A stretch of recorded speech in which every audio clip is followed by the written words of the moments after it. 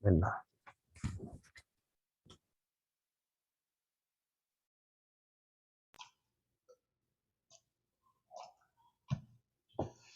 Assalamualaikum warahmatullahi wabarakatuh. Waalaikumsalam warahmatullahi wabarakatuh. Insya Allah sebentar lagi kita akan mulai pertemuan pada malam hari ini dalam rangka Safari Dakwah bersama Istiqlal Toronto. Kali ini sebagai pembicara utama adalah Ustadz Marjuan Ibrahim, LCMA. Kajian pada malam hari ini, atau kalau di Indonesia pagi ya, Rabu tanggal 8 Desember 2021 di Kanada jam 7 malam. Kalau di Indonesia jam 7 pagi tanggal 9 Desember. Judulnya adalah Revolusi Pendidikan Islam dalam Keluarga. Insya Allah nanti juga ada tilawah ya, dan sari tilawah oleh Ananda Sonya Bawa dan Vicky Ungari Uddani. Insya Allah. Salam kenal, nama saya Agus Hermansyah, saya yang akan menjadi moderator pada malam hari ini. Sebelumnya, mari kita buka dengan membaca basmalah. Bismillahirrahmanirrahim. Innal hamdalillah nahmaduhu wa nasta'inuhu wa na'udzubillahi min syururi anfusina wa min sayyiati a'malina. May yahdihillahu fala mudhillalah wa may yudhlil fala hadiyalah. Nasyhadu an la ilaha illallah wahdahu la syarikalah wa asyhadu anna Muhammadan abduhu wa rasuluh la nabiyya ba'dah. Allahumma sholli wa sallim wa barik ala Muhammadin wa ala alihi wa sahbihi ajmain. Allahumma inna nas'aluka ilman nafi'an wa rizqan wasi'an wa amalan muttaqabbalan. Rabbana taqabbal minna innaka antas samiul alim wa tub alaina innaka antat tawwabur rahim. Acara akan dimulai dengan tilawah oleh Ananda Sonya Bawa.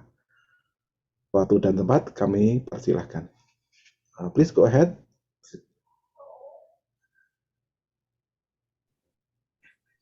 Assalamualaikum warahmatullahi wabarakatuh. Waalaikumsalam warahmatullahi wabarakatuh. A'udzu billahi minasy syaithanir rajim. Bismillahirrahmanirrahim.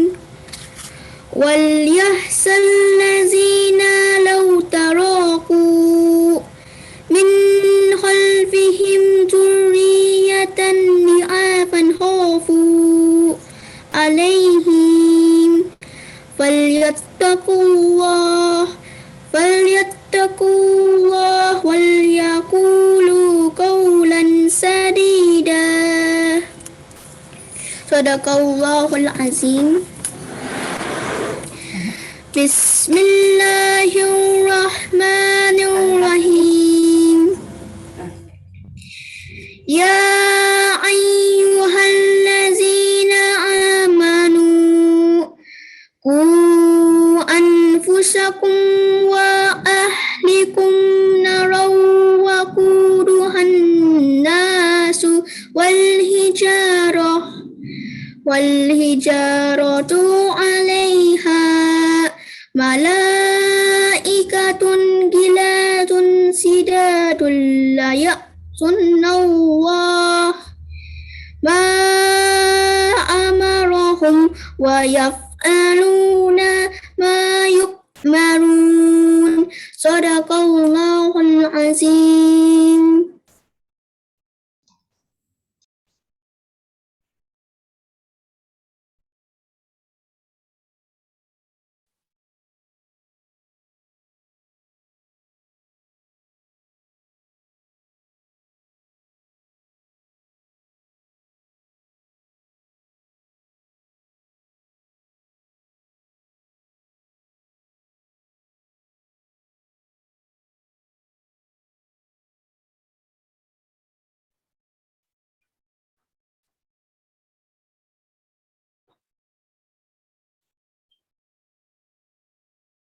Ada Vicky, suaranya nggak ada.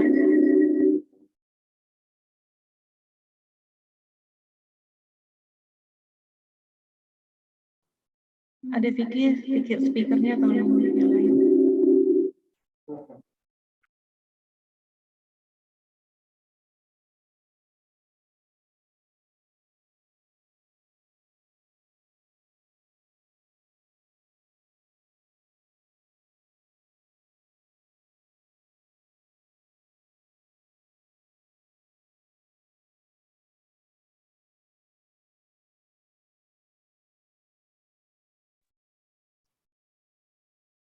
Vicky speakernya mungkin ya, belum nyala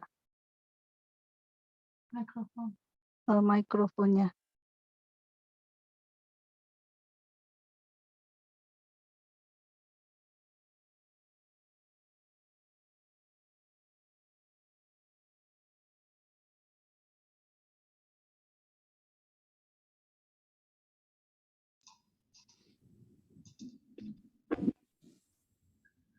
Can you select different microphone?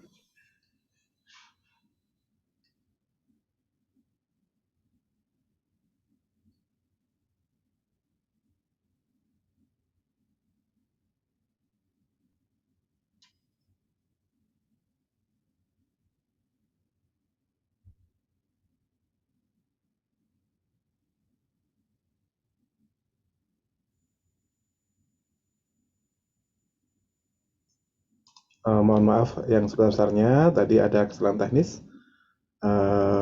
Insya Allah nanti akan diulang lagi. We will listen at the end again, insya Allah, the translation. Oke, sebaiknya kita lanjutkan saja ya, karena sudah waktunya.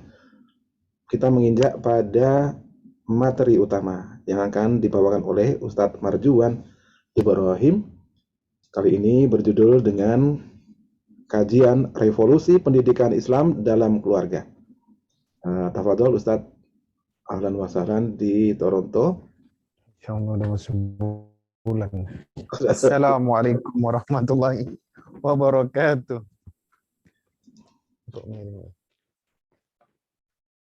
Innal hamdalillah nahmaduhu wa nasta'inuhu wa nastaghfiruh wa na'udzu billahi min syururi anfusina wa min sayyiati a'malina may yahdihillahu fala mudhillalah wa may yudlilhu fala hadiyalah. Asyhadu an la ilaha illallah wahdahu la syarikalah.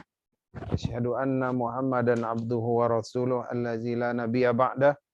Allahumma fasalli wa sallim wa barik ala nabiyyina wa habibina wa muallimina sayyidina Muhammad ibni Abdillah wa ala alihi wa sahbihi wa mawala. Alhamdulillah, segala puji bagi Allah yang telah memberikan kita nikmat kesehatan sampai pada tanggal 7 Desember 6. Pada tanggal hari ini masih Allah berikan kita nikmat melihat matahari ya. Masih Allah berikan kita nikmat untuk bernafas. Masih Allah beri nikmat lidah kita masih merasakan yang asin, yang asam, yang pahit. Semua itu adalah bentuk kasih sayang Allah kepada kita yang selalunya harus kita syukuri. Ya, kalau kita memikirkan nikmat yang kecil, menurut kita nikmat itu kecil, padahal nikmat yang tidak kita syukuri itulah dialah yang besar. Ya. Nikmat mempunyai gaji yang besar, alhamdulillah. Nikmat mempunyai mobil yang bagus, alhamdulillah. Nikmat mempunyai rumah yang lega, alhamdulillah. Tetapi ya, jikalau nikmat yang baru saya sebutkan tadi ya, tidak dibarengi dengan rasa syukur kita terhadap nikmat sehat, ya, nikmat melihat, nikmat lidah masih bisa merasakan, ya, maka nikmat yang kita anggap besar tadi, ya, tidak akan ada apa-apanya, ya, di hadapan kita. Jadi tidak bisa kita merasakan nikmat itu. Jadi sebaik-baik nikmat apa yang kita dapatkan pada setiap hari? Kalau ada seseorang sholat subuh, ya, dia keluar, misalkan di Jakarta, keluar dia sholat subuh, ya Allah. Ya, terima kasih atas nikmat udara segar yang Engkau berikan. Terima kasih nikmat bernafas di pagi ini. Terima kasih nikmat atas kaki yang sehat melangkah ke masjid. Ya, maka hidup kita akan terasa selalu dihidupkan dengan rasa syukur. Selawat dan salam kita sampaikan kepada baginda Rasulullah Sallallahu Alaihi Wasallam. Mudah-mudahan kelak kita dikumpulkan bersama baginda untuk menunjukkan rasa cinta kita. Yaitu kalau kita diberikan kesempatan bersama baginda Rasulullah di dalam syurga, itu berarti kita meminta supaya kelak kita mendapatkan syafaat dari baginda Rasulullah sallallahu alaihi wasallam. Insyaallah tema pada malam hari ini adalah Revolution of Islamic Education, ya. Kalau membicarakan revolusi ini perkara yang besar ini. Sebenarnya itu adalah pendapat pribadi. Harusnya ditambahkan kalimat needs, ya. Apakah ya Islamic education needs revolution? Begitu harusnya judulnya. Kalau saya bilang Revolution of Islamic Education, seolah-olah saya adalah ulama besar. Bukunya udah banyak, ya. Itu kemarin salah penempatan sayanya. Harusnya ya Islamic education maybe needs revolution, ya, for family. Jadi insya Allah judulnya adalah apakah ya education, pendidikan Islam itu membutuhkan revolusi khusus pada bagian keluarga. Maka kita lihat nanti. Selama ini yang bergulir di dunia modern, dalam keluarga modern, yaitu semenjak tahun 1960-an ya, mungkin ya, atau lebih akhir lagi 1970-an. Ya, seperti kita itu sudah digulirkan bahwa setiap profesi maka sekolahnya harus ditujukan kepada profesi yang akan dia tangkap kelak. Misalkan ada seorang ayah pengen anaknya menjadi ustadz, ada seorang ayah pengen anaknya menjadi seorang mubaligh, maka dia akan memasukkan anaknya ke pesantren. Ya, pada waktu SD juga disekolahkan ibtidaiyah sore hari, masuk sanawiyah, masuk aliyah, atau masuk pesantren. Kemudian nanti entah berangkat ke Al-Azhar, entah berangkat ke Madinah, entah dia bersekolah di IAIN pada masa itu. Maka dia dikatakan orang yang benar-benar berkonsentrasi pada pembelajaran ilmu agama. Belajar untuk menjadi alim. Belajar untuk menjadi orang yang paham tentang tentang ilmu, misalkan apa saja, akidah. Yang kedua apa? Hadis. Yang ketiga apa? Tafsir. Yang keempat fikih. Jadi dia benar-benar pada high level. Ya. Sengaja karena apa? Karena memang dia diciptakan, karena dia memang diarahkan untuk menjadi seorang mubaligh atau dai. Maka dia mempelajari hal-hal tersebut dengan penuh konsentrasi. Dengan linier yang telah dipersiapkan oleh kampus ataupun sekolah.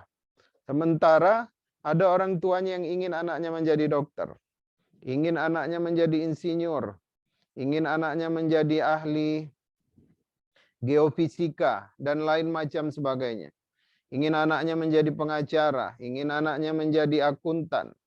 Maka dengan keinginan itu orang tuanya pun akan memfokuskan anaknya kepada pelajaran-pelajaran umum saja. Baik itu IPA ataupun IPS. Berangkat daripada kurikulum kita di Indonesia, maka mereka yang menginginkan pekerjaan-pekerjaan tadi, orang tua yang menginginkan anaknya dengan profesi-profesi tadi, maka cukup memberikan bekal yang ada pada sekolah itu saja. Ya, misalkan dari pembelajaran agama yang hanya 2 jam seminggu, dan itu dirasa cukup oleh pejabat kita atau Kementerian Pendidikan kita, maka itulah yang didapatkan anak kita daripada pendidikan agama. Ya, tadi sudah kita lihat bedanya. Mana orang yang akan dia belajar untuk alim, mana orang yang dia belajar memang bukan untuk menjadi alim, tetapi untuk mengejar profesi-profesi yang telah diciptakan oleh manusia-manusia modern. Sekarang yang kedua, ya, maka dengan aturan dan tatanan dunia modern tadi, maka kita lihat ya agama itu ya hanya dikuasai oleh sebagian kecil orang saja. Siapa mereka? Itu adalah orang-orang yang tadi memang diarahkan oleh orang tuanya untuk menjadi alim, untuk menjadi mubaligh, atau kata lain untuk menjadi dai. Maka hal inilah yang membuat kita terasa berbeda, ya. Apalagi dengan negara-negara yang ada di Timur Tengah, ya, di mana mereka walaupun diarahkan untuk menjadi seorang yang profesional, birokrat ataupun yang nanti bergerak dalam bidang yang umum, tetapi karena keteraturan dan kecakapan kurikulum yang baik tadi, maka mereka menjadi dokter adalah dokter yang mengerti tentang fikih. Mereka menjadi pengacara, pengacara yang juga bisa membaca tafsir. Mereka menjadi insinyur, insinyur yang juga paham dan hafal Al-Quran. Nah, inilah perbedaan kita dengan ya kurikulum yang ada di Timur Tengah. Terus dari kedua perbedaan tadi, apakah kita harus mengalah dengan keadaan? Ya, sementara zaman itu berganti-ganti fitnahnya. Semakin ke hujung, maka fitnahnya semakin berat. Sementara orang tua yang sudah dibentuk dengan pola modern tadi, kurikulum modern tadi, ya, akan menjadi secara tidak langsung akan menciptakan sesosok ya anak yang labil. Karena apa? Karena fitnah semakin besar, sementara ilmu agama modal dia semakin kecil. Ya berbeda dengan orang dulu. Berbeda dengan orang-orang yang di Timur Tengah itu. Ya, mereka sudah lebih dahulu ya mencampurkan yang namanya ilmu umum ya dicampurkan dengan kurikulum yang di dalamnya ada pelajaran agama. Ya, sementara tuntutan Al-Qur'an kepada orang tua apa? Tadi dibacakan oleh adik kita Sonya. Ini di sini semua ini, Pak. Bapak bisa. Ya, sementara tadi dibacakan adik kita Sonya dari surah An-Nisa ayat 9. Ya, itu benar-benar peringatan bagi para orang tua, terutama para ayah. Bismillahirrahmanirrahim. Wal yakhshal ladzina law taraku min khalfihim dzurriyyatan di'afan khafu 'alaihim falyattaqullaha wal yaqulu qawlan syadida. Dan hendaklah takut wal yakhsha, dan hendaklah takut orang-orang yang law taraku, sekiranya mereka meninggalkan min khalfihim, di belakang mereka, maksudnya generasi mereka. Siapa generasi itu? Anaknya, cucunya, ya. Bukan hanya khalfihim dijelaskan, zurriyatan lagi. Khalfihim itu maksudnya apa? Yang di belakang kita ini apa? Anak lah. Tapi ada lagi tambahannya oleh Al-Quran disampaikan, zurriyatan, keturunan yang lemah. Sudahlah, anak disebutkan, kemudian ditakkid lagi, siapa itu mereka? Keturunan kalian dalam keadaan lemah. Nah, saya ulangi, dan hendaklah takut, hendaklah khawatir, ya, orang-orang yang, yaitu orang tua, yang kalau mereka meninggalkan, pergi berjumpa dengan Allah, meninggalkan anak mereka yang ada di belakang mereka ini dalam keadaan sebagai generasi yang lemah. Ya, khafu alaihim, seharusnya mereka khawatir ya terhadap yang mereka tinggalkan itu. Khafu, mereka khawatir terhadap generasinya tadi. Maksudnya apa? Orang tua itu sendiri yakin dia ketika dia sakratul maut, apa yang dia tinggalkan untuk anaknya itu belum cukup. Bukan masalah harta, bukan masalah materi, bukan masalah untuk mengisi perut, bukan. Tapi ketika seseorang sakratul maut, maka dia pandang itu anak-anaknya, dan dia mulai menyesali, kira-kira apa yang aku tinggalkan, apa yang aku ajarkan, yang aku tinggalkan dari ilmu agama. Saya bilang tadi bukan masalah harta, bukan masalah isi perut, tidak. Ya, karena sudah mulai dinampakkan alam gaib itu kepada orang tuanya tadi. Maka barulah dia melihat, ya, ternyata apa yang kutitipkan ya tidak menjadi sesuatu yang urgen ketika nanti mereka sakratul maut juga. Ya, khafu alaihim. Pada saat sakratul maut itu mereka mulai menyadari kekhawatiran itu. Ya, kalau sekarang kita nggak khawatir lagi. Ya, anak masih pintar sekolah, ya, anak masih sholat, anak masih ngaji bareng kita, ya, anak masih bisa beraktivitas. Belum lagi khawatir itu ada. Nanti sudah mendekat sakratul maut, ya, ketika kita mulai melihat cahaya-cahaya, ketika kita mulai melihat, ya, pandangan mata itu mulai tajam terhadap yang gaib, yang mulai dibukakan oleh Allah, barulah di situ timbul rasa kekhawatiran kita. Ya, khafu alaihim, falyattaqullah. Apa kata Allah? Maka bertakwalah kalian para orang tua kepada Allah. Ya, wal yaqulu qaulan sadida, dan hendaklah kalian senantiasa berkata kepada anak-anak kalian, dan hendaklah kalian senantiasa menasihati anak kalian dengan qaulan sadida, dengan perkataan yang keras. Perkataan yang keras ini maksudnya adalah perkataan yang lempeng. Ya, kalau salah salahkan, yaitu perkataan yang jujur. Ya, kalau memang itu tidak baik, tolong segera dilarang. Tidak ada yang namanya toleransi dalam pendidikan terhadap anak.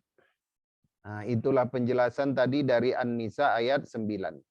Jadi Allah itu sudah menyiapkan sebenarnya apa platform dari seorang kepala rumah tangga itu. Apa platform utamanya, apa tujuan utamanya nanti ketika dia kembali kepada Allah. Yaitu dia tidak meninggalkan generasi yang lemah. Maka dalam suatu hadis dikatakan, ya, bahwasanya al-mu'minul qawi ahabba ilallahi minal mu'min ad-dha'if. Mukmin yang kuat itu, ya, lebih dicintai oleh Allah daripada mukmin yang lemah. Kuat dalam segi artian apa? Ada 3. Yang pertama, kuat akidahnya, kuat ketauhidannya kepada Allah, di mana saja dia terdampar, berkat didikan ayahnya, berkat asuhan ibunya, ya, berkat harta yang halal yang diberikan oleh ayahnya, dia menjadi orang yang senantiasa menjaga Allah. Ya, dia menjadi orang yang senantiasa mendahulukan kepentingan Allah. Itu kuat akidah. Yang kemudian yang kedua adalah kuat jasadnya. Sehat dia walafiat. Apa yang membuat dia sakit? Apabila dimasukkan ke dalam perutnya harta yang haram. Apabila dimasukkan ke dalam perutnya bahan yang haram. Itu yang mendatangkan kelemahan bagi anak-anak kita. Berpenyakit. Ya. Yang ketiga, udahlah kuat akalnya, kuatlah ketauhidannya, kuat jasadnya, dan yang ketiga adalah kuat akalnya, cerdas, anak yang ditinggalkan kepada anak-anak kita. Jadi kalau sudah anak tadi memiliki 3 hal tadi tentang kekuatan tadi, maka orang tua tidak perlu khawatir untuk meninggalkan mereka. Ya, sebagaimana dikatakan di dalam surah Al-Kahfi, ya, hikmah dari 2 anak yatim yang dibenarkan, yang dindingnya miring, ya, kemudian datanglah Nabi Khidir, Nabi Musa, dan seorang pemuda yang bernama Yusha bin Nun jauh-jauh dari Palestina, ya, ke negeri mereka untuk membenarkan dinding rumah mereka. Apa alasan Allah? Fakana abuhuma salihah. Karena kedua orang tuanya adalah orang saleh. Jadi kalau kita menjadi orang saleh, ya, nggak usah pusing mau meninggalkan anak berapa, ya, istri berapa, udah itu sudah clear menjadi urusan Allah Subhanahu wa taala, ya.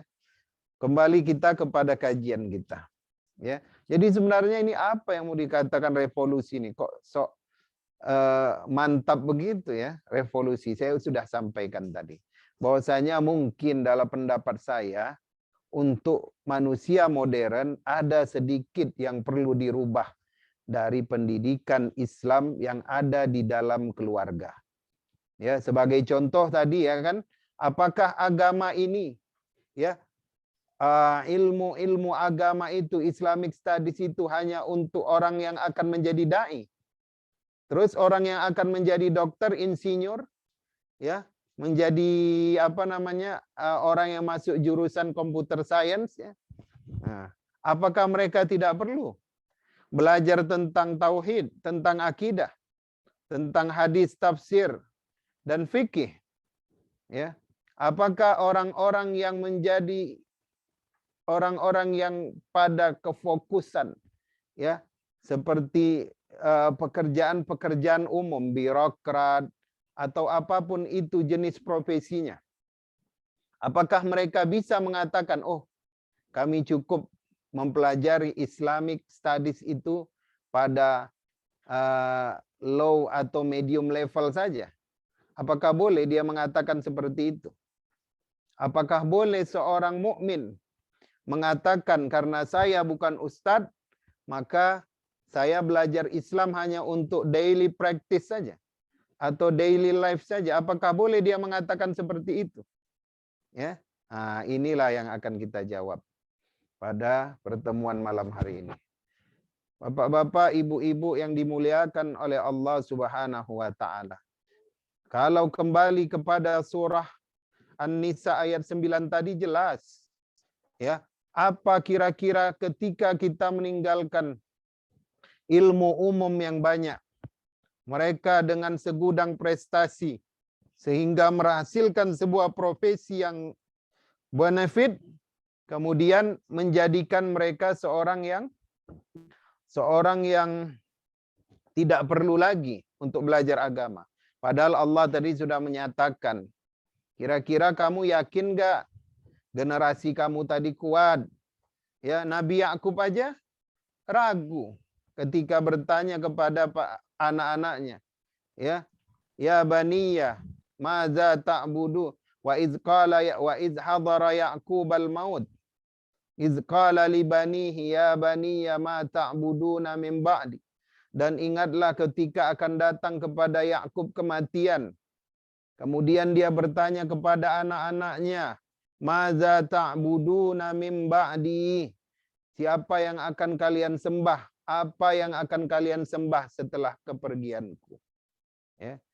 Nah, kita tanya diri kita, kalau hanya memberikan, ya, les matematika, misalkan di Indonesia, les bahasa Inggris, kalau hanya mengantarkan dia untuk main sepak bola, belajar hoki, kira-kira kita bisa nggak meninggalkan mereka dalam keyakinan pasti dia dan anaknya nanti akan menyembah Allah selama-lamanya?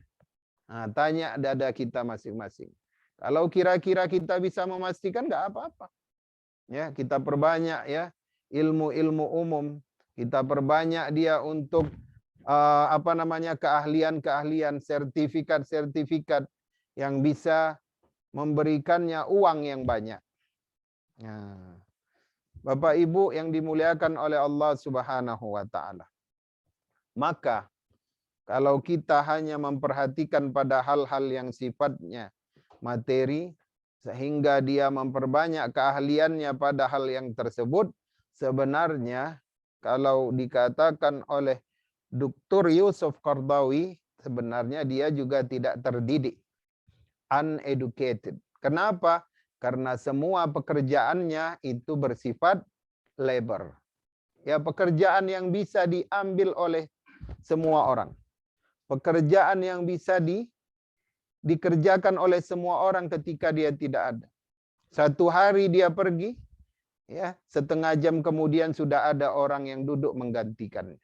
Karena itu tadi, bekerja dengan sistem. Tidak bisa tidak, harus ada yang menggantikannya. Ya. Tetapi yang namanya Islamic education, yang namanya pelajaran-pelajaran agama Islam, ya, inilah yang menentukan seorang manusia di hadapan Allah. Apakah dia terdidik atau tidak terdidik. Nah, ya. Kalau untuk urusan-urusan yang sifatnya mengembangkan dunia, belum tentu dia terdidik di hadapan Allah. Karena apa? Karena banyak orang yang menjadi dosen sekarang, sebenarnya dia menjadi ayah yang jahil di dalam keluarganya. Banyak orang-orang yang menjadi ya, yang bekerja di birokrat mengatur sebuah manajemen, bahkan dia kepala proyek manajemennya. Sebenarnya dia juga di rumah bukan menjadi suami yang baik untuk membawa anaknya dan istrinya masuk ke dalam surga. Nah, itulah pandangan Dr. Yusuf Qaradawi, bukan pandangan saya ya. Nah, jadi kata dia, seseorang yang banyak ilmu umumnya, kemudian dia menjadi seorang yang ahli, kemudian dia mendapatkan uang yang banyak dari hal tersebut, itu sama sekali dia hanya memiliki kemampuan sebagai labor saja. Tetapi seseorang yang dia dokter, dia seorang penambang misalkan, ya, dia seorang ahli IT, ada ahli IT? Enggak ada ya. Seorang yang fokus pada computer science, ya, apalagi seorang koki yang handal, ya, yang memotong ikan tipis itu di satu benua hanya dia saja yang bisa. Tapi dia menguasai, ya, setidaknya fikih itu dia hafal. Setidaknya dia fikih itu ada juga pemahamannya sedikit. Coba kalau kita tanya kepada orang tua sekarang, ya, antara hadis ringan ayah katanya. Apa beda hadis ringan dengan hadis ringan? Apa beda najis ringan dengan najis berat? Karena ayahnya tadi uneducated, ya, karena dia kemampuannya kemampuan labor menurut Dr. Yusuf Qaradawi, ya. Apa kata ayahnya? Ya, hadas yang najis yang ringan itu katanya kotoran cicak. Ya, terus kalau begitu najis yang besar yang berat itu apa? Kotoran gajah kata. Ya, ini kan sudah menjadi ini ya, malah menjadi suatu bumerang bagi ayahnya. Maka sebenarnya pendidikan Islam di dalam keluarga itu harus direvolusi. Kita tidak bisa lagi mengikut kebiasaan orang-orang modern yang menyatakan bahwasanya cukuplah pelajaran agamanya kau serahkan kepada gurunya. Cukuplah dia membaca Quran kau serahkan kepada gurunya. Ya, kita mulai dari hal yang terkecil. Nah, ini sudah masuk pada masalah solusi. Ya. Apa yang kita bisa berikan solusinya untuk supaya kita menjadi orang-orang yang benar, good husband. Kemudian kita menjadi seorang istri yang berilmu, ya, istri yang dipanggil oleh surga. Setiap surga memanggilnya. Kenapa? Karena dia mati, karena dia mati ataupun meninggal sebagai seorang ibu rumah tangga. Ya, yang pertama yang kita lakukan adalah menempuh kegiatan agama pendidikan yang ringan-ringan saja. Pertama, ya, usahakan, ya, ada dalam satu hari itu membaca Al-Quran bersama, ya, bersama keluarga. Ayah mengajak istri dan anak-anaknya untuk membaca Al-Quran bersama, ya. Ayah baca 2 ayat, nah, istri suruh baca lebih panjang. Saya menyimak, ya. Anak juga dia lebih panjang. Ayah kok pendek? Iya, ayah menyimak, ya. Padahal, ya, ayahnya tajwidnya masih centang perenang, ya, dibilangnya dia menyimak. Modus. Jadi coba ciptakan waktu yang paling baik kalau saya pilih antara maghrib dan isya, ya. Waktu yang paling baik. 20 menit usahakan. Maka kita lihat nanti kerjaan setan itu bagaimana. Dia akan membuat dahaga kita ini haus, ya. Dia akan membuat mulut kita ini menguap-nguap, ya. Dalam satu ayat itu mungkin ada 5 sampai 10 kali uapannya. Bayangkan satu ayat. Gimana kalau yang dibaca 10 ayat? Ya. Dia akan membuat, ya, telinga kita ini terasa panas, ya. Tempat duduk kita ini serasa tidak empuk. Macam-macam kerja setan. Tapi tetaplah istiqomah. Ya, kalau bisa pada setiap hari, ya, usahakan 20 menit bersama anak kita membaca Al-Quran. Jangan serahkan kepada qari. Ya. Kalau qari yang mengajar, nanti qari yang mendapat pahala. Ya. Kalau qari yang membaca, habis qari mengajarkan dia pulang. Kita nggak dapat apa-apa. Ya, tapi kita yang ambil alih. Boleh saja dia belajar mengajinya kepada orang lain, tetapi kegiatan mengajinya kita bersama-sama. Kalau ada kesempatan lagi, coba dengarkan terjemahannya. Satu orang baca terjemahannya. Ya, ayahnya kan sudah bisa. Ya, menjabarkan terjemahan itu pasti bisalah seorang ayah. Ya, kemudian ayahnya yang memang mungkin ada pengetahuan tentang sejarah-sejarah Nabi terdahulu. Mulai dia ceritakan. Ya, yang pertama, maka kita sudah mulai masuk kepada medium level. Kita yang menjadi guru anak kita. Ini nak, nah, kamu dulu baca Al-Quran dengan siapa? Dengan ayah saya. Nah, kalau kita serahkan kepada guru, guru pulang, kita nggak dapat apa-apa. Oh, kami tidak punya waktu, ya. Kalau kita punya waktu, kenapa anak kita punya waktu? Ya, kenapa dulu kita juga punya waktu kecil?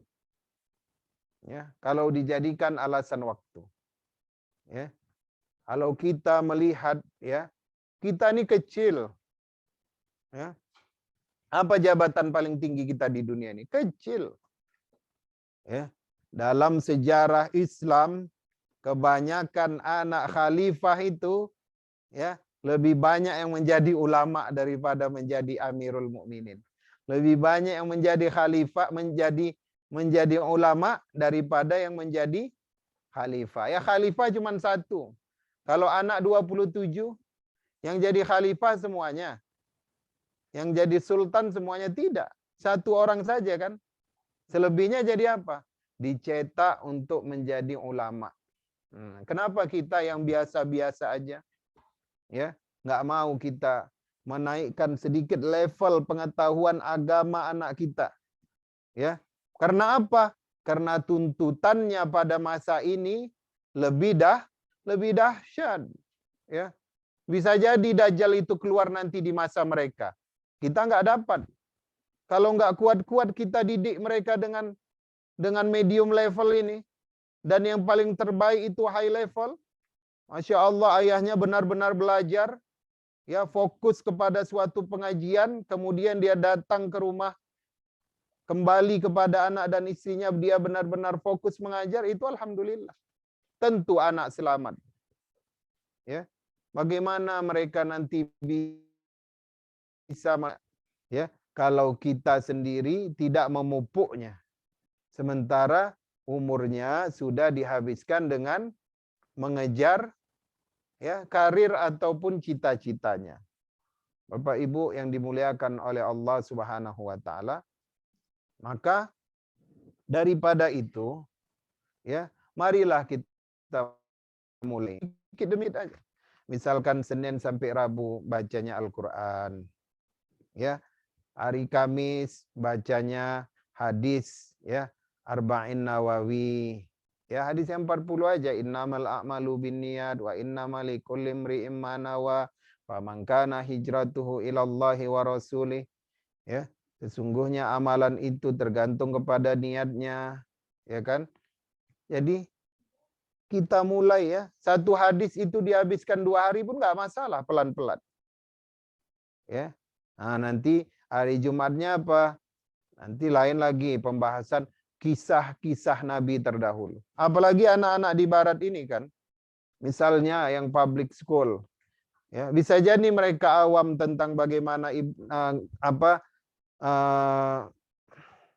debat antara Nabi Ibrahim dengan Namrud. Debat antara Nabi Ibrahim dengan ayahnya si Azar atau pamannya si Azar. Kalau kita sampaikan, bertambah juga, ya, kekuatan ketauhidan dalam dirinya. Nak, dulu ada seorang anak-anak belum dewasa murni, ya, masih 12-13 tahun, tapi dia sudah berani mengatakan kepada seorang raja yang 300 tahun lebih tua darinya, yang sudah 3 kali menguasai negeri tersebut menjadi raja. Ya, 3 kali sudah. Tapi karena apa? Karena dia tahu dia di dalam ketauhidan, karena dia tahu dia di dalam kebenaran. Maka, ya, maka hal-hal yang seperti itu akan memotivasi anak kita. Ya, Ketika dia melihat sesuatu yang tidak sesuai dengan ajaran Islam, paling tidak dia membencinya. Atau kalau dia sanggup mengutarakannya, dia akan menasehati temannya. Ya. Mau sampai kapan ini keluarga berjalan dengan sendiri-sendiri? Ya. Anak sibuk dengan tugasnya, ibu sibuk dengan kerjaannya, ayah sibuk dengan kerjaannya. Maka generasi yang merusak peradaban, generasi kita ini, mohon maaf, generasi yang merusak peradaban, generasi Islam yang terlemah kita ini. Ya. Siapa generasi Islam yang terkuat? Para sahabat. Kurang dari 100 tahun, mereka sudah menguasai, ya, mengusir tentara Romawi sampai ke Istanbul sana. Ya, Persia itu digulung. Itu zaman keemasan para sahabat. Ya. Kemudian yang setelahnya, pada masa tabi' dan tabi'at tabi'in, Islam sampai ke Eropa. Sepertiga Eropa dikuasai oleh Islam 800 tahun.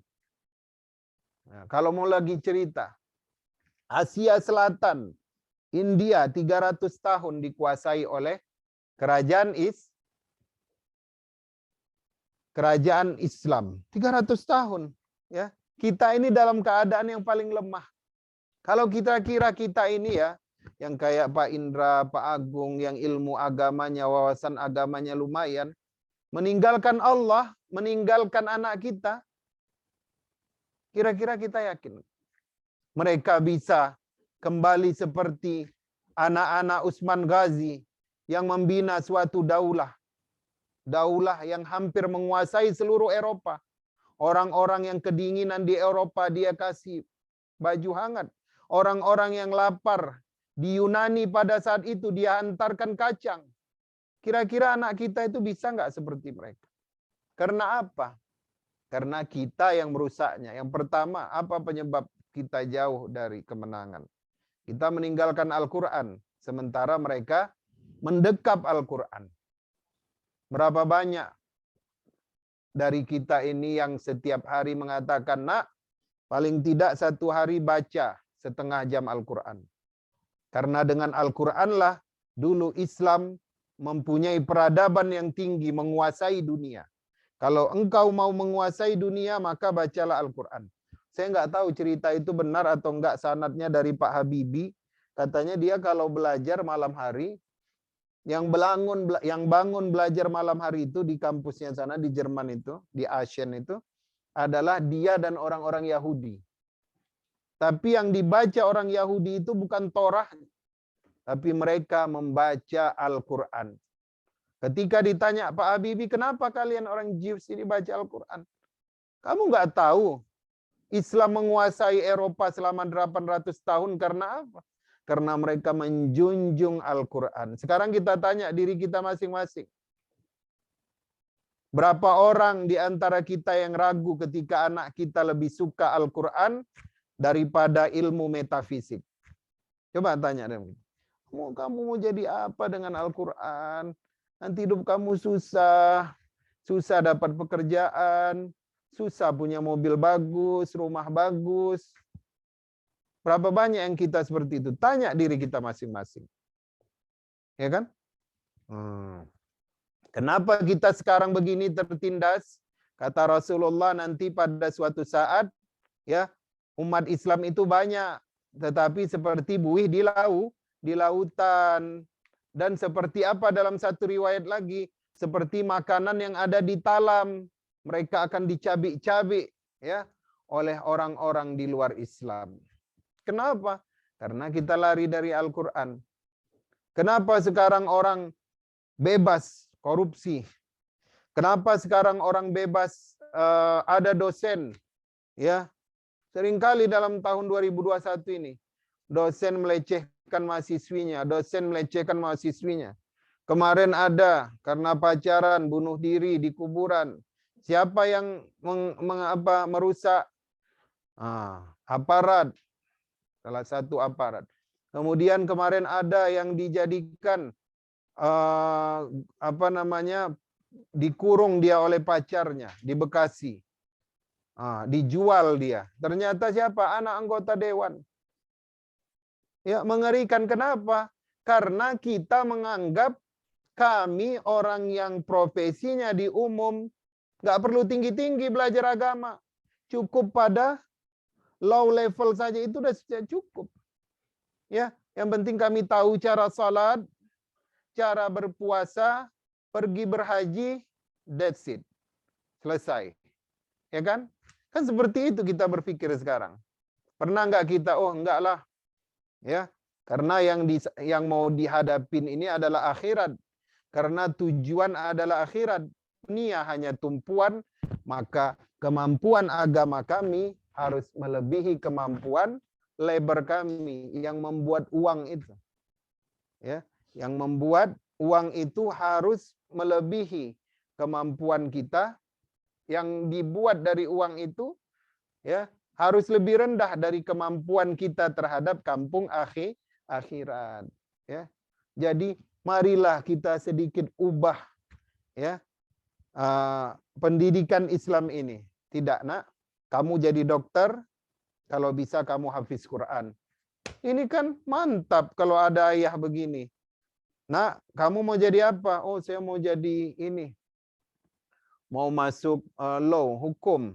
Oke, kalau begitu kuasai hukum-hukum yang ada di dalam Al-Quran dulu. Baru nanti kamu masuk pada level itu. Nggak ada waktunya, tenang, kita panggil gurunya.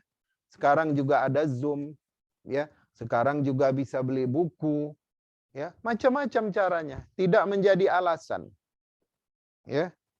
Kalau kita kan sekarang tidak. Ya, pola pikir kita kan begini. Pokoknya kalau kamu mau jadi insinyur, ya, matematika kamu harus kuasai. Kamu mau jadi apa? Mau masuk IT, ya. Yang C++ itu kuasai. Mau masuk apa lagi? Mau masuk IT. Apa lagi yang harus dikuasai kalau itu? Kalkulusnya. Ya, kan begitu ya, Pak ya? Kalau mau masuk IT. Jadi fokusnya di situ aja. Akhirnya apa? Memang benar anak kita sukses dengan profesinya. Tapi belum tentu dia nanti akan selamanya menyembah Allah. Bisa jadi ya, 15 tahun setelah ayahnya wafat, Tuhannya sudah menjadi materi. Dia udah menyembah berhala. Maka ayolah ya, kita rubah sedikit-sedikit pola pendidikan Islam itu. Yang mau belajar pendidikan Islam bukan hanya calon ustadz, calon ulama, tidak, tapi kami juga yang mau mengembangkan dunia, ada baiknya kami menguasai ilmu-ilmu agama. Ya, Bapak Ibu yang dimuliakan oleh Allah Subhanahu wa taala, maka marilah ya, kita mulai yang kecil-kecil saja dulu. Ya, yang pertama tadi buka halaqah baca Al-Qur'an, suami mendengarkan bacaan istri, istri mendengarkan bacaan suami. Ya, kan ada kejadian. Misalkan bacaan suami bagus, ya, bisa pula bacaan istrinya centang perenang. Berarti ini kan suami yang how to be a good father, how to be a good husband. Kalau istri itu bacaannya seperti itu gimana? Itu lumayan. Tapi kalau suaminya yang bacaan centang perenang, istri bagus gimana? How to be a good wife, dia nggak ada tanggung jawab, ya, karena dia tidak akan diminta pertanggungjawaban. Kenapa itu suami kamu tidak bisa baca Al-Quran, misalkan begitu, dia nggak akan bertanggung jawab. Itu kan kewajiban dia. Itu dia nggak akan menanggung dosa. Tapi kalau istri, saya nggak diajarin sama suami saya. Yang pertama ayahnya kena. Kata ayahnya ngasih alasan, sudah aku sampaikan kepada suaminya. Ini anak belum bisa baca Al-Quran. Dulu dia sibuk les tari, les piano, les renang, segala macam. Nggak sempat dia les baca Al-Quran. Tolong ya, tanggung jawab udah pindah kepada dirimu. Ya, dunia akhirat tanggung jawabnya. Jumpa sama Allah, disuruh baca misalkan Al-Ikhlas. Karena Al-Ikhlas itu keutamaannya sepertiga dari Al-Quran. Bagaimana? Ya, ini yang akan kita hindari. Mulai sekarang buka halaqah sama istri. 20 menit. Istri dengar bacaan suami, suami mengoreksi bacaan istri. Ya, alhamdulillah kalau anak kita mengoreksi bacaan kita. Ya, jangan asal setiap mengajian, kenapa ayah nggak pernah gabung, Mak? Ayah baca Qur'annya subuh, Nak, gitu ya. Padahal ayahnya baca Qur'annya belum bisa. Ya, ini yang tidak bisa kita terapkan untuk. Karena apa? Kalau kita tidak mulai sekarang, maka nanti dia tidak akan mulai dengan cucu kita, yakinlah. Ya, kalau kita tidak mulai sekarang, kita tidak putus mata rantai itu, dia tidak akan melakukan itu kepada anaknya atau cucu kita. Ya, maka marilah kita rubah sedikit. Senin sampai Rabu Quran, ya, hari Kamis baca hadis 1, ya. Kemudian Jumat Sabtu nanti baca tentang sirah nabawiyah. Enggak berat kok. Ya. Kenapa kita support dia untuk IELTS? Kenapa kita support dia untuk apa namanya? Kisko, ya Pak. Sertifikatnya Cisco itu. Kenapa kita support dia untuk apa namanya? Bukan Costco. Costco masuk apa? Cisco ada kan? Ya, gimana ini di Kanada masa nggak tahu sertifikat Cisco? Semua itu banyak, tapi coba ada nggak dia? Oh, dia ini telah mengambil satu sanad, ya, yang bersambung kepada Rasulullah. Untuk apa? Untuk baca surah Al-Ikhlas saja. Itu sudah bagus. Ya, maka kita mulailah ya. Mulai dari keluarga kita. Nanti kalau sudah naik levelnya sedikit, ya, mulailah undang guru. Kami mau belajar tentang fikih taharah, apa namanya, tentang taharah, ya. Nanti masuk tentang bab nikah, misalkan. Masuk nanti tentang bab-bab yang lain. Jadi, kalaulah semua ya orang alimnya datang dari kalangan profesional, maka dunia ini aman. Maka kejujuran akan terjadi di mana-mana. Dengan sendirinya korupsi itu kan hilang. Kenapa? Karena anggota dewan sudah mengerti tentang hadis ar-rashi wal murtashi finnar. PNS semuanya sudah mengerti ar-rashi wal murtashi finnar. Penyuap dan yang disuap di dalam neraka. Ini kenapa mereka berani suap menyuap? Karena hadis ini tidak sampai mungkin kepada mereka. Karena apa? Karena orang tuanya juga yang menganggap mereka tidak perlu belajar agama tinggi-tinggi, cukup untuk daily practice saja. Ya, selebihnya serahkan kepada alim ulama. Ya. Saya lihat di Mesir itu, walaupun dia seorang muhandis atau insinyur, untuk pembagian harta warisan dia tidak perlu panggil seorang alumni Al-Azhar. Dia bisa bagi sendiri. Kita kira-kira bisa nggak? Padahal mudah kan? Ya, suami kalau dia tidak punya anak dapatnya setengah. Suami kalau ada anak dapatnya 1/4. Istri kalau tidak ada anak dapatnya 1/4. Istri kalau ada bersamanya anak dapatnya 1/8. Nanti anak laki-laki dia menghabiskan sisa harta. Kalau dia bersama satu anak perempuan, bagian anak laki-laki 2 kali bagian anak perempuan. Saudara tidak mendapatkan harta jika saudaranya meninggalkan anak laki-laki. Itu semuanya mereka bisa. Kenapa kita tidak bisa? Al-Qur'annya sama. Sama nggak Al-Qur'annya? Hadisnya sama. Fikihnya sama. Kenapa mereka bisa, kita tidak? Nah, inilah yang saya bilang, perlunya sedikit perubahan dalam pola pendidikan Islam di dalam keluarga. Ya, intinya jangan kita terlalu awam ketika nanti meninggalkan anak kita. Yang kita khawatirkan tadi dari surah An-Nisa ayat 9, wal yakhshal lazina. Khawatir para orang tua kalau kalian meninggalkan generasi yang lemah di belakang kalian. Dan yang menjadi tujuan kita adalah tadi dibacakan Anandasonya, surah At-Tahrim ayat 6, ya ayyuhallazina amanu qu anfusakum wa ahlikum nara. Wahai orang-orang yang beriman, jagalah diri kamu, para ayah, para istri, wa ahlikum, dan keluarga kamu dari api neraka, ya. Waquduhan nas wal hijarah, karena api neraka itu bahan bakarnya dari manusia dan batu. Kemudian yang menjaganya syadidun ghilaz, seseorang yang berwajah sangar lagi keras. Itu kita jaga anak kita dari malaikat yang itu. Kita jaga anak kita jangan sampai dia menjadi kayu bakar api neraka.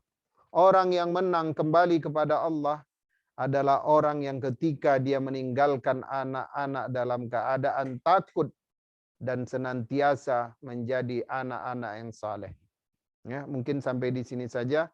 Barakallahu li wa lakum. Wassalamualaikum warahmatullahi wabarakatuh. Waalaikumsalam warahmatullahi Pak wabarakatuh. Robi, ya. Jazakumullah khair, tadi telah disampaikan materinya oleh Ustadz Al-Mukarram, Ustadz Marjuan Ibrahim. Nah, sekarang mari kita pada tahap berikutnya, yakni pertanyaan-pertanyaan. Silakan kalau ada yang bertanya, bisa diketik di chat. Ada beberapa pertanyaan yang sudah masuk, Ustaz. Saya bacakan saja ya. Jika masa sekarang ini ortu ingin anaknya jadi insinyur atau ustadz, malah dilarang anaknya. Dibilang anaknya, ibu atau bapak seperti kepala sekolah. Seperti kepala sekolah aja. Gimana pendapatnya Ustadz? Nggak jelas pertanyaan.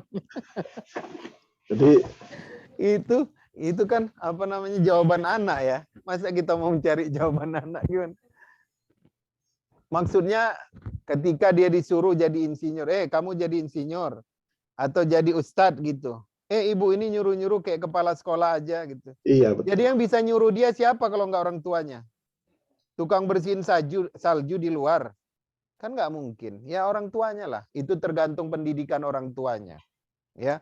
Nah, ya kamu sebagai anak yang dalam asuhan kami ya harus mendengar. Nggak tahu saya kalau di barat ini ya 18 tahun kan dia baru bisa tidak bisa dikekang begitu ya. Mandiri. Jadi saya pertanyaannya kurang paham juga itu Pak Agus. Maksudnya apa? Itu mungkin curhat aja Pak ya. Dia dibilang ibu nggak usah jadi kepala sekolah dah gitu ya.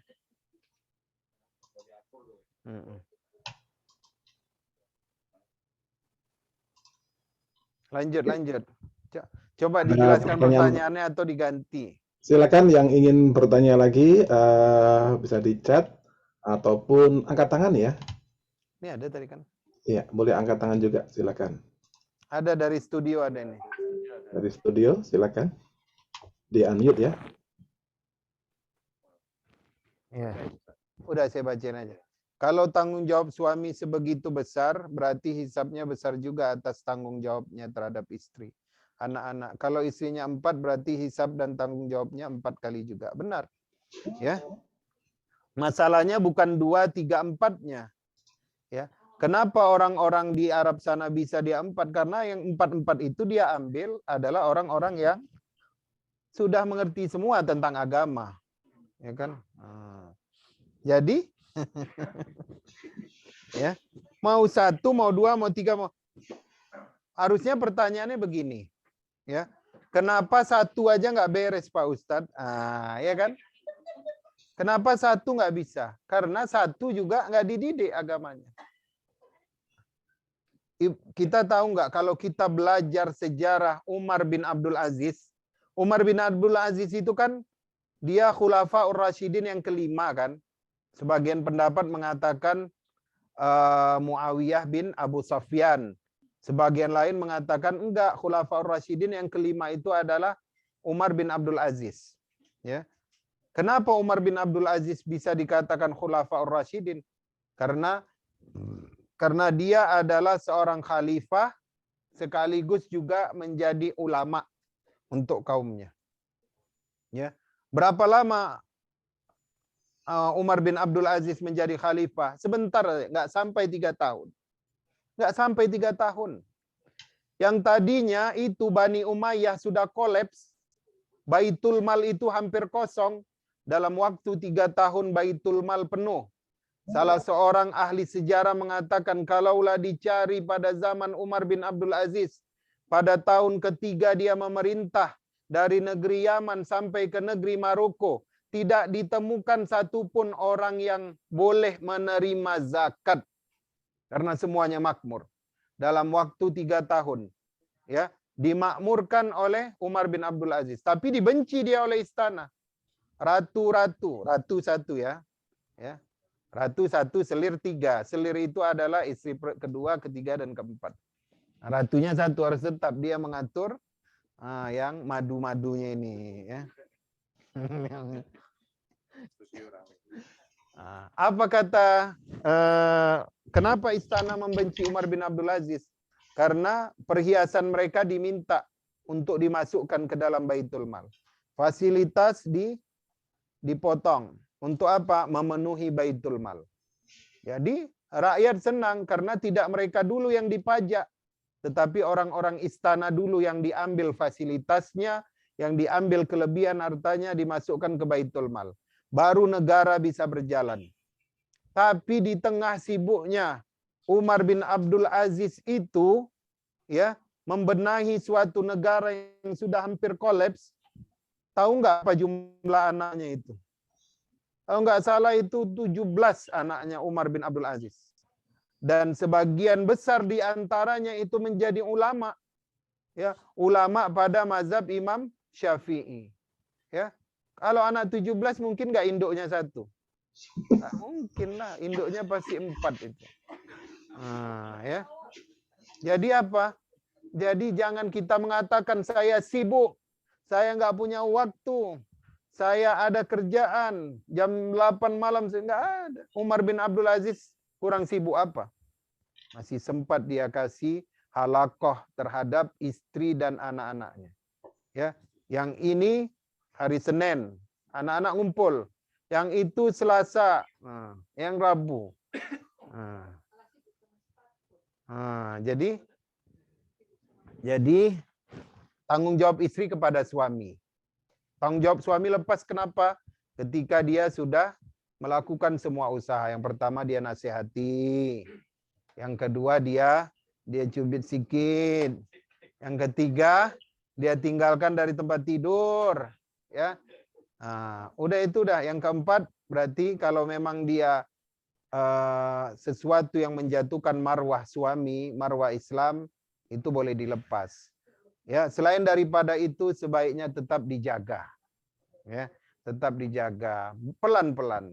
Karena perempuan ini dia diambil dari tulang rusuk Nabi Adam. Tulang rusuk itu bengkok atau lurus?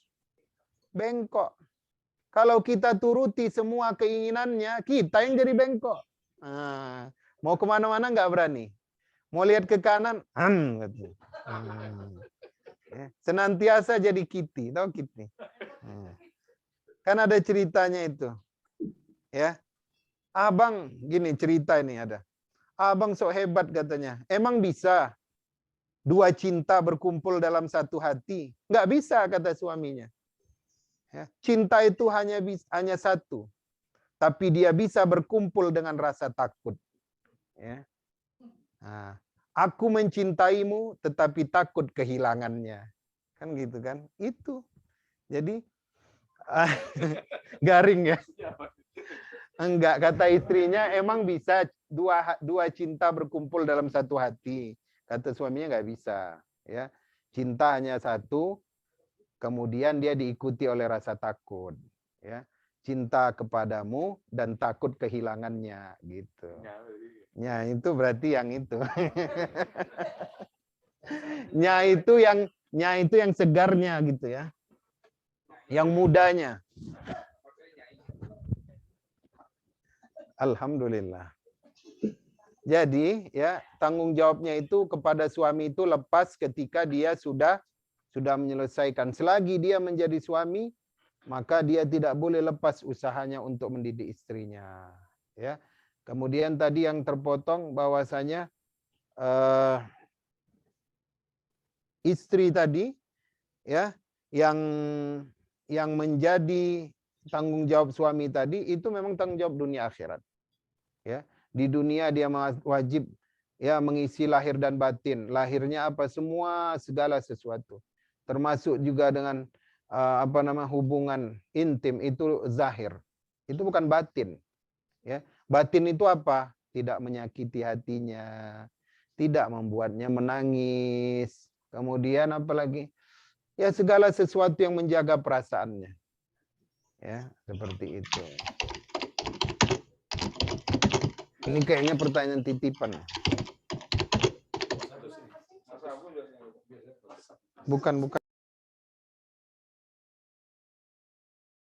Baiklah, kita jelas ya. Jadi kalau istrinya solehah semua, tinggal dikalikan 4 aja. Apalagi anak-anaknya soleh dan solehah. Waduh, kalikan 5 jadinya. Baiklah, ini ada pertanyaan mungkin sedikit menyimpang dari topik Ustaz, tapi nggak apa-apa ya. Surat An-Nur ayat 26 yang artinya perempuan-perempuan yang keji untuk laki-laki yang keji dan laki-laki yang keji untuk perempuan-perempuan yang keji pula. Sedangkan perempuan-perempuan yang baik untuk laki-laki yang baik dan laki-laki yang baik untuk perempuan-perempuan yang baik pula. Tayyibina lit tayyibat. Ya. Tayyibat. Tapi kenapa sekarang kita lihat ada wanita yang tinggi ilmu agamanya bisa mendapatkan pasangan laki yang pengetahuan agamanya low atau rendah. Begitu pula sebaiknya. Mohon tanggapannya Ustaz. Itu sebenarnya kalau saya pernah baca tafsirnya, kalau saya tidak salah, ya itu bukan karena perempuannya tinggi ilmu, laki-lakinya nggak tinggi ilmu, itu nanti masalahnya lain lagi ya. Bahkan dalam salah satu aturan pernikahan, tapi ini tidak menjadi wajib ya, yaitu sekufu ya, sekufu. Ada sekufu itu masih dipakai ya. Contohnya antara keturunan, kemudian antara pendidikan ya.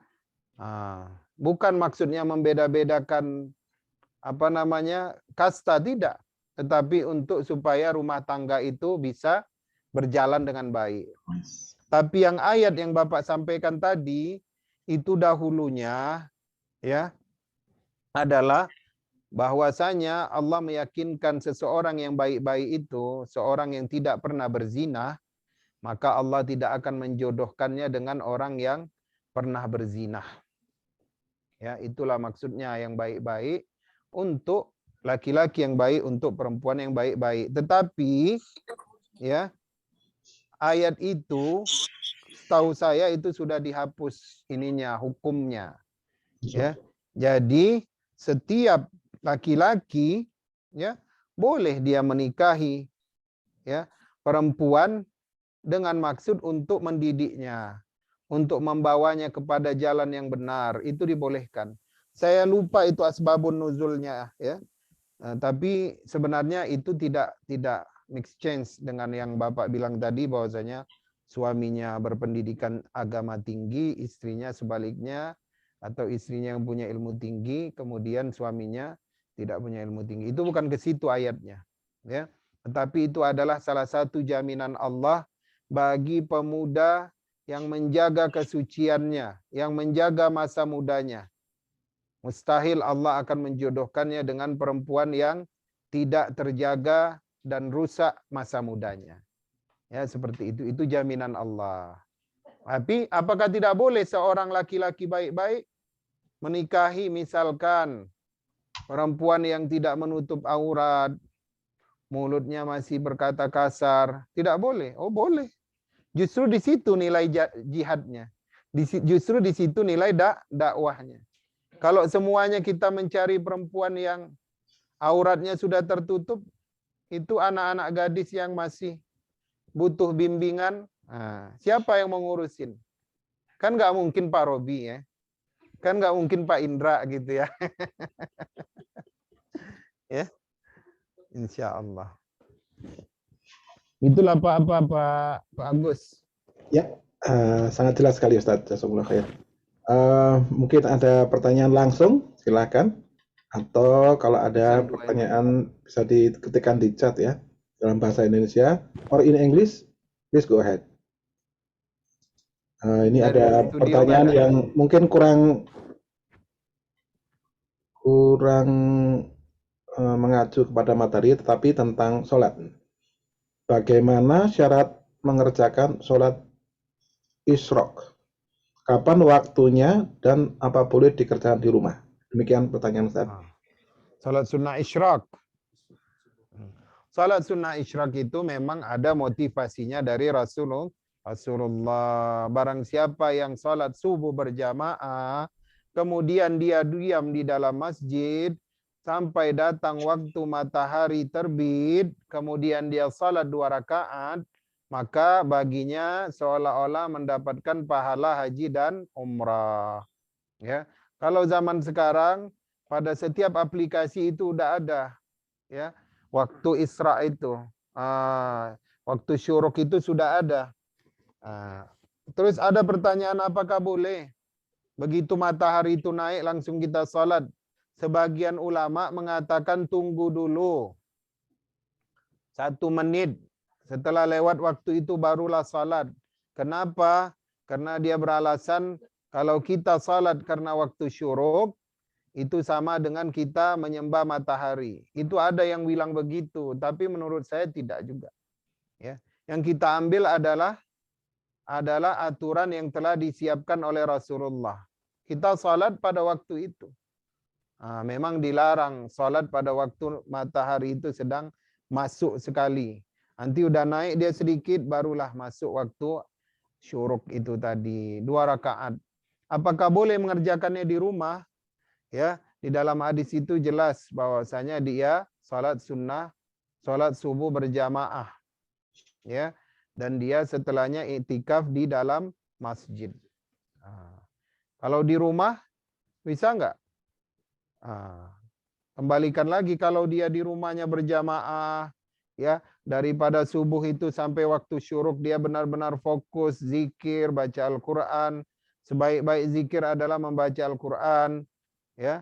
Maka itu, ya, karena kan keadaan orang berbeda-beda. Ada yang nggak bisa ke masjid, mungkin terlalu jauh, tidak punya kendaraan, cuaca buruk. Ya, sah-sah saja kalau dia berjamaah dengan orang-orang di rumah. Kemudian dia bertahan dengan zikir, kemudian dia bertahan dengan qiraatul Quran. Ketika masuk waktu syuruk, dia salat sunnah isyraq. Ya, kita berhusnuzan saja. Ya, walaupun kita tidak menghilangkan keutamaan masjid. Begitu ya. Ya. Yang lain mungkin Pak ada terkait tema kita ini? Silakan yang ingin bertanya langsung untuk angkat tangan. Kalau tidak saya todong. Mungkin dari Pak Subhan ada pertanyaan, silakan Pak Subhan. Siapa lagi saya lihat ya.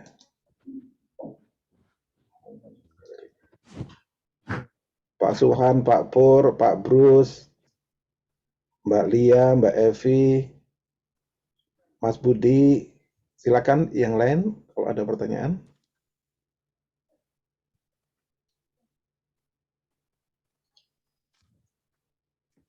Langsung, going once, twice. Mas Agus, Assalamualaikum. Ya, silakan Mbak Rafika. Assalamualaikum Pak Ustadz.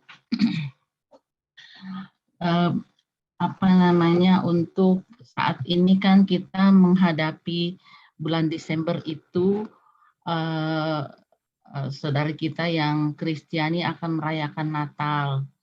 Tentu di sekolah-sekolahnya anak-anak kita itu mereka ada teman-teman yang kebanyakan yang merayakan Natal kan. Nah, bagaimana ini? Karena kan kalau di Indonesia tuh haram mengucapkan selamat hari Natal. Tapi kalau di sini tuh sudah seperti biasa, Merry Christmas, Happy Christmas, seperti itu. Jadi tidak sampai ke hati bahwa kita tiba-tiba dengan mengucapkan selamat Natal, terus tiba-tiba kita menjadi beriman Kristen gitu kan. Kalau di sini, kalau kita merasa sih bahwa di sini kita itu syiar agamanya dan toleransi dalam menyebutkan seperti itu. Nah, bagaimana pandangan Pak Ustadz untuk hal seperti ini? Di dalam kami itu memberitahu mengajari anak-anak kami bagaimana berperilaku dengan teman-temannya di sekolah. Seperti itu, Ustaz. Terima kasih. Assalamualaikum. Sama-sama. Assalamualaikum warahmatullahi. Ini siapa yang nanya, Bu, tadi? Bu Ida. Iya, yang pertama adalah man tasyabbaha biqaumin fahuwa minhum. Barang siapa yang menyerupai suatu kaum, maka dia termasuk dari golongan kaum tersebut. Maka dia termasuk dari kaum tersebut. Ya. Apapun itu, baik cara berpakaian, ya, baik cara kita makan, ya, sekarang ini pesta udah ada yang garden party, makan berdiri. Padahal itu tidak sesuai dengan tuntutan kebiasaan di dalam Islam. Bahkan dulu di zaman dunia meriwayatkan hadis pada abad ketiga Hijriah itu, yang makan berdiri itu sudah otomatis hadisnya langsung tertolak, tidak diterima. Ya, yang minumnya berdiri. Ada seorang yang sangat syadid, sangat strict gurunya. Kenapa Anda tidak mengambil hadis dari tetangga Anda? Aku pernah mendengar suara tabuhan gendang dari rumahnya. Udah rusak itu kualitas si periwayat hadis. Jadi apalagi kita sekarang ini.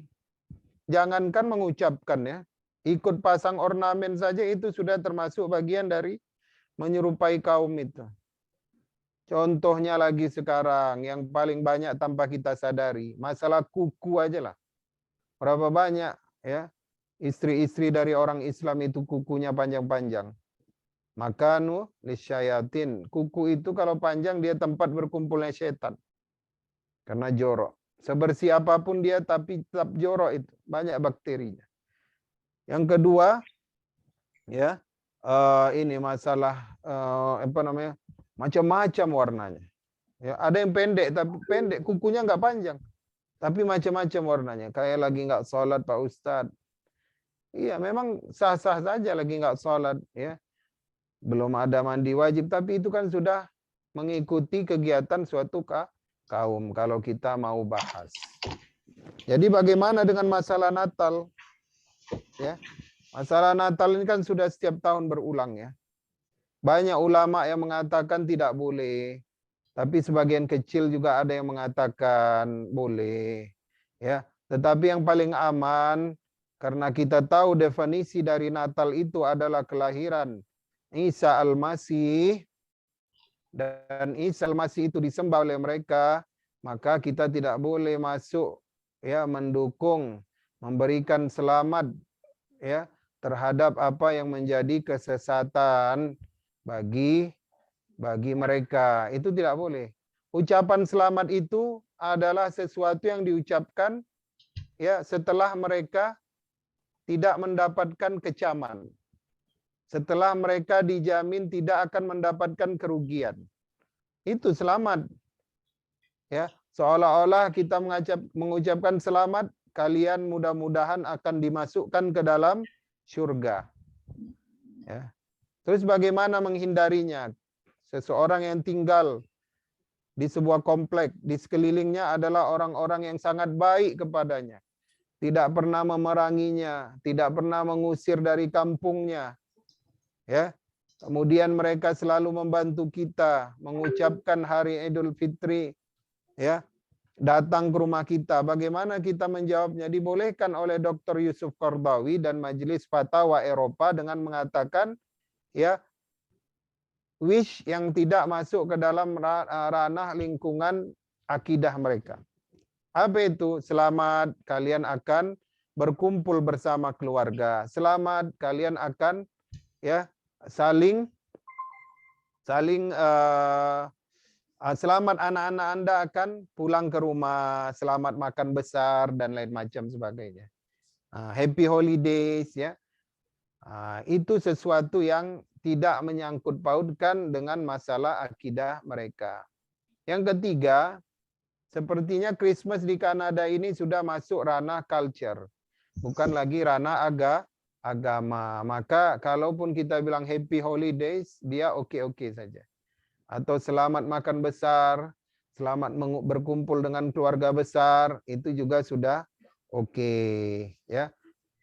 Kalau di sekolah bagaimana? Bagaimana cara kita memahamkan kepada anak-anak kita? Nah, itu tadi kembali kepada pertama pendidikan akidah. Tanamkan dulu tauhid yang benar kepada anak kita. Nak, Allahu ya, la ilaha illa huwal hayyul qayyum. Allah itu ya, tidak ada Tuhan selain Dia dan Dia Maha hidup. Walaupun kehidupan ini nanti akan musnah ya, dan Dia senantiasa berdiri tegak walaupun dunia dan segala isinya sudah dihancurkan oleh Allah. Allah Tuhan yang Esa. Janganlah engkau menyembah selain kepada Allah. Janganlah engkau mengikuti ya syubhat-syubhat yang ditimbulkan oleh sesuatu yang mengubahmu daripada keimanan kepada Allah Subhanahu wa taala. Harus dijelaskan. Nah, Tuhan kita itu Allah yang menciptakan langit dan bumi. Ya. Maka jangan wala tamutunna, kata Nabi Yakub kepada anaknya, pada anak-anaknya, wala tamutunna illa wa antum muslimun. Nah, jangan kalian mati ya kecuali beragama Islam, yakin kepada ketauhidan, yakin kepada keesaan Allah. Itu yang harus ditanamkan. Maka dengan senantiasa dia akan menjaga dirinya daripada mengikut-ikut ya, ikut-ikut kebiasaan teman. Ya, enggak apa-apalah hanya sekedar pakai bando yang ada tanduknya, pakai syal merah yang ada pohon Natalnya. Enggak apa-apalah hanya sekedar pakai jenggot Santa Clausnya. Nah, itu kalau anak yang senantiasa kita tekankan dia untuk menjaga ketauhidan, ya dia akan mengatakan, oh saya tidak bisa memakai ini, ya karena ini nanti akan macam-macam lah alasannya, ya bisa jadi bertentangan dengan keyakinan saya. Dan di Kanada ini kan tidak boleh ada pemaksaan kan, baik sekolah kan, ataupun sifatnya individual nggak boleh. Bisa dilaporkan karena di sini bebas menjalankan agama dan kegiatan ibadah masing-masing tanpa boleh memaksakan. Ajarkan juga dia secara hukumnya bahwasanya guru kamu tidak boleh memaksa kamu untuk memberi hadiah kepada teman kamu karena kita tidak merayakan ini, seperti itu. Ya kan? Nanti ternyata ada cerita di BC begitu. Ketika anaknya mengatakan tidak mau tukar hadiah, ternyata yang lain pada ngikut, anak muslim yang lain. Kenapa mereka selama ini kasih hadiah? Karena nggak ada yang mulai. Tapi ketika anaknya yang mulai, yang lain, oh kami nggak juga lah, nggak ngasih gitu ya. Nah, jadi kita malah membuat suatu hal yang bermanfaat untuk orang lain. Ya, jadi nggak usah diikutkan, disampaikan saja baik-baik. Ya. Kalaupun tetangga kita yang baik kita ucapkan, yang tidak sangkut dengan akidah mereka, selamat berlibur bersama, ya. Selamat makan chicken Turki atau apa aja.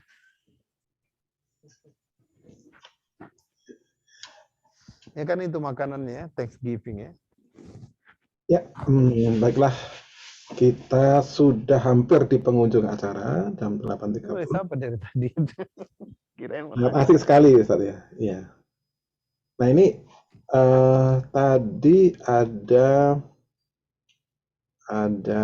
problem ya di mic-nya adik kita, from youth, Vicky. Can you test your speaker again? Can you unmute? Maybe. Saya sekarang di tempat ibu saya, Ida Rafiqah. Oke. Ahlan Nah, wa sahlan, Masya Allah. sebelum ditutup kita coba lagi ya sari tilawah oleh Vicky. Please go ahead, Vicky. Assalamualaikum. Waalaikumsalam warahmatullahi wabarakatuh. Surah An-Nisa nomor 9. Ayat 9.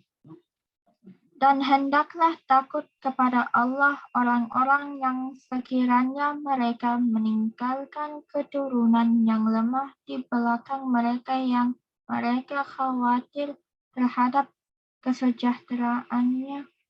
Oleh sebab itu, hendaklah mereka bertakwa kepada Allah, dan hendaklah mereka berbicara dengan tutur kata yang benar.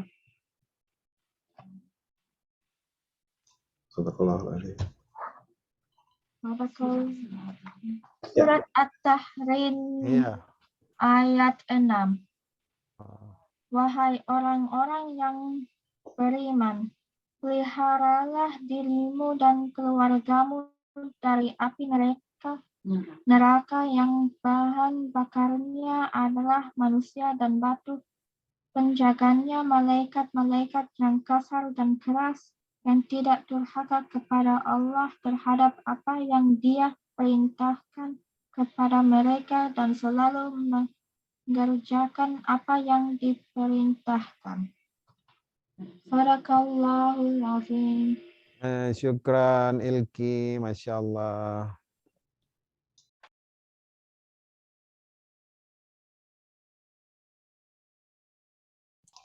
Jazakallah khair semuanya.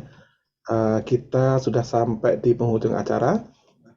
Sebelum kita tutup, saya ingin merangkum sedikit ya tadi dari ayat yang paling utama, An-Nisa ayat 9. Saya bacakan lagi. A'udzubillahi minasyaitonirrajim. Wal yakhshal ladzina law taraku min khalfihim dzurriyyatan dhi'afan khafu 'alaihim falyattaqullaha wal yaqulu qawlan sadida. Dan hendaklah takut kepada Allah orang-orang yang sekiranya mereka nanti meninggalkan keturunan yang lemah di belakang mereka setelah mereka meninggal, yang mereka khawatiri.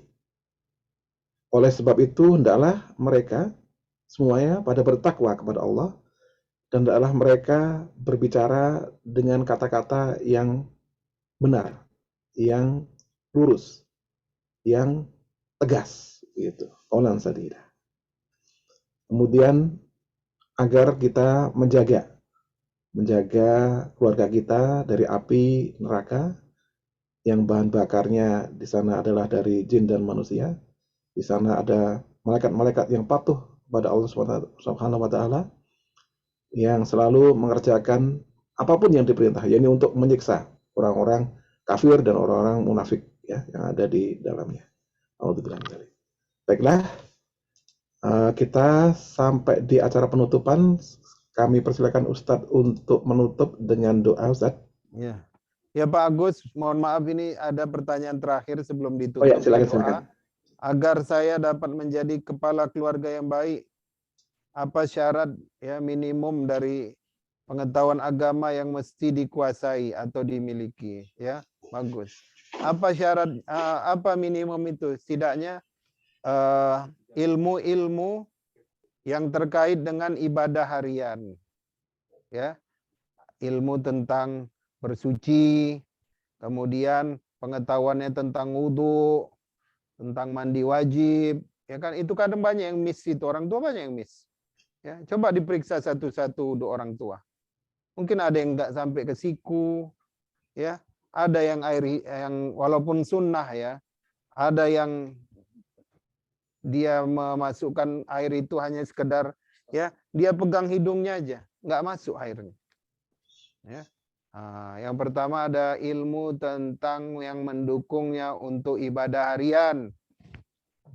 Yang kedua, ilmu yang mendukungnya untuk senantiasa istiqomah terhadap terhadap ketauhidan kepada Allah Subhanahu wa taala.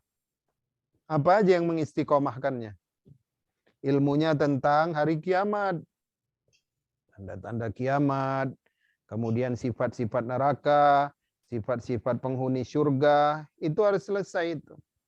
Oleh seorang suami yang baik itu dia mempunyai itu, kemampuan itu. Ketika istrinya membicarakan aib orang lain, dia udah tahu, jangan bicarakan orang di rumahku. Begitu kan? Rugi kita. Pagi puasa, malam pahala kita diambil sama mereka.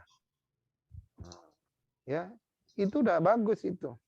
Jadi udah untuk ibadah harian, kemudian untuk ya istiqomah, senantiasa punya rasa takut kepada Allah Subhanahu wa taala. Yang ketiga adalah ilmu untuk menjadi ilmu parenting. Parenting ini yang menjadi penyempurna. Karena apa? Karena itulah yang nanti akan dibawa kepada cucu, cicit, dan sampai ke bawah. Contoh dari parenting apa? Yang pertama adalah qudwah, contoh kepemimpinan keluarga. Ya. Dia lihat ayahnya ya sholat tepat waktu.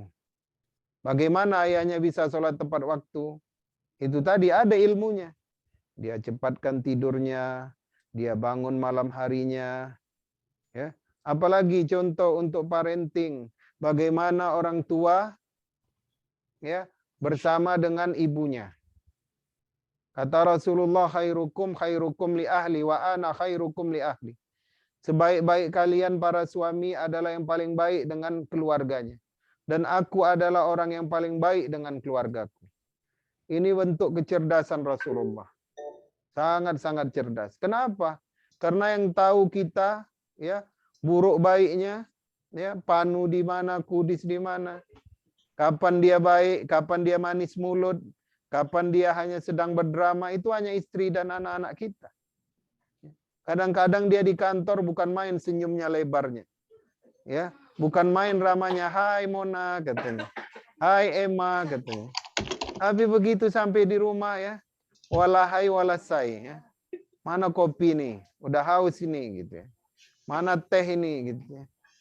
Nah, itulah kecerdasan Rasulullah.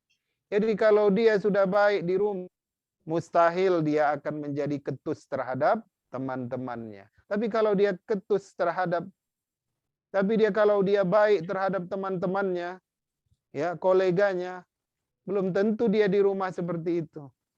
Ya, saya pun begitu juga mungkin kalau istri saya hadir di sini. Ya.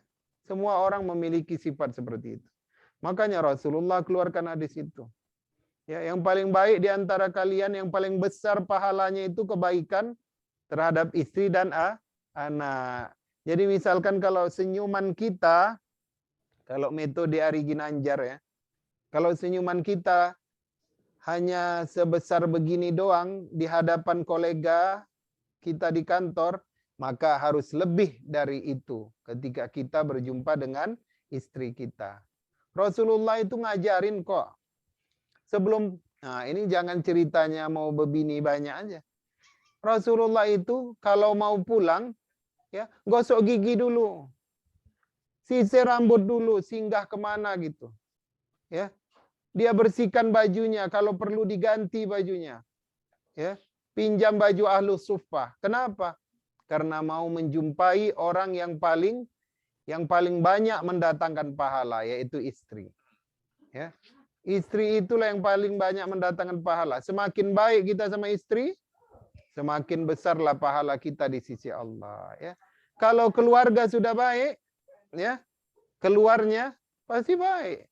Coba kalau orang yang selalu ramah, lembut, senantiasa senyum dengan istri, kemana-mana dia masuk, pasti masuk. Ya, itu bisa dibuktikan. Tapi seseorang yang datang dari keluarga yang apa istilahnya pahit, ya, atau yang dia itu selalu ngomong kasar ke istri, ya, maka di mana-mana dia akan membawa wajah yang penuh dengan pikiran. Ini kayaknya serius banget nih wajahnya gitu katanya. Apa kata istri temannya? Alah paling juga baru berantem sama bininya katanya. Itu pasti begitu. Itulah bentuk kecerdasan Rasulullah itu. Ya, jadi kalau mau baik, jangan sama orang kantor dulu, jangan. Sama istri kita dulu. Nah, hari ini adik mau kemana? Mau makan apa? Mau belanja tas? Ayo, abang jabanin gitu. Abang anterin Gucci, Hermes, ayo, nggak apa-apa. Tapi pakai kredit card sendiri ya. Nah, ya. Jadi kata Rasulullah itu yang paling baik itu diukur di hadapan Allah, yang paling baik sama keluarganya. Semakin dia ramah, lemah lembut sama istrinya, ya itu sama dia tengah menempah surganya di hadapan Allah. Ya contohlah Rasulullah. Ya. Nah, jadi itu tadi ya yang harus dimiliki. Pertama paling tidak ilmu kita untuk ibadah harian, salat, puasa, berzakat, berhaji, itu harus paham semua. Yang kedua tadi adalah ilmu untuk mendekatkan diri kita kepada Allah, senantiasa istiqomah. Yang ketiga adalah ilmu parenting. Bagaimana cara Rasulullah mendidik anaknya. Ya. Mungkin sampai di sini saja dulu. Terima kasih atas waktunya. Ya, mohon maaf atas segala kekhilafan. Ya, yang saya sampaikan tadi hanya sekedar bentuk, ini masih ada yang mau masuk. Ini sebagai bentuk kekhawatiran saya, ya. Bapak Ibu, mudah-mudahan ini tidak terjadi. Mudah-mudahan ini semua yang hadir dan yang ada di Toronto, di Jakarta, di mana aja semuanya adalah yang termasuk mendahulukan pendidikan agama. Apapun profesi anaknya, dia tetap mendahulukan. Ini mungkin untuk yang lain. Ya. Ayo, tafadhal. Kita masih. Ini gimana kalau suaminya nggak seperti yang diucapkan Ustaz itu istilahnya? ada di Zoom. Itu tanggung sendiri. Kita kan ngikutin Rasulullah. Siapa yang mau kita ikutin? Orang bule? Kan enggak. Ya, mudah-mudahan semuanya menjadi keluarga yang sakinah, mawaddah, warahmah. Pergi menghadap Allah, sudah meninggalkan amal jariah, sedekah jariah, sudah meninggalkan ilmu yang bermanfaat, dan sudah meninggalkan nikmat ataupun rizki yang paling utama, yaitu anak yang saleh. Barakallahu li wa lakum. Bismillahirrahmanirrahim. Alhamdulillahi rabbil alamin. Hamdan na'imin, hamdan syakirin, hamdan yuwafi ni'amahu wa yukafi'u mazidah. Ya Rabbana lakal hamdu kama yanbaghi li jalali wajhikal karim wa azimi sultanik. Allahumma salli ala sayyidina Muhammad wa ala ali sayyidina Muhammad. Allahumma inna nas'aluka salamatan fid dini wa afiyatan fil jasad wa ziyadatan fil ilmi wa barakatan fil rizqi wa taubatan qabla al maut wa rahmatan indal maut wa maghfiratan ba'dal maut. Allahumma hawwin alaina fi sakaratil maut wan najata minan nari wal afwa indal hisab. Rabbana zalamna anfusana wa illam taghfir lana wa tarhamna lanakunanna minal khasirin. Rabbana atina min ladunka rahmatan wa hayyi' lana min amrina rasyada. Subhanaka la ilma lana illa ma 'allamtana innaka antal alimul hakim. Allahumma barik lana fi auladina wa banatina wa dzurriyyatina wa la tadurruhum wa waffiqhum ala ta'atika warzuqna birrahum. Rabbana hab lana min azwajina wa dzurriyyatina qurrata a'yun waj'alna lil muttaqina imama. Allahumma ansuril Islam wal muslimin wa dammir a'da'aka a'da'ad din. Allahumma ansur ibadakal mujahidin wal muwahhidin min masyarikil ardi wa magharibaha. Rabbana taqabbal minna innaka antas samiul alim wa tub alaina innaka antat tawwabur rahim walhamdulillahi rabbil alamin. Assalamualaikum warahmatullahi wabarakatuh. Syukran Pak Agus ya. Bapak Ibu sekalian. Waalaikumsalam khair, maaf lahir batin semuanya. Jazakallahu khair, maaf lahir batin. Sama-sama. Lahir batin semuanya. Waalaikumsalam. Syukran. Terima kasih. Semuanya.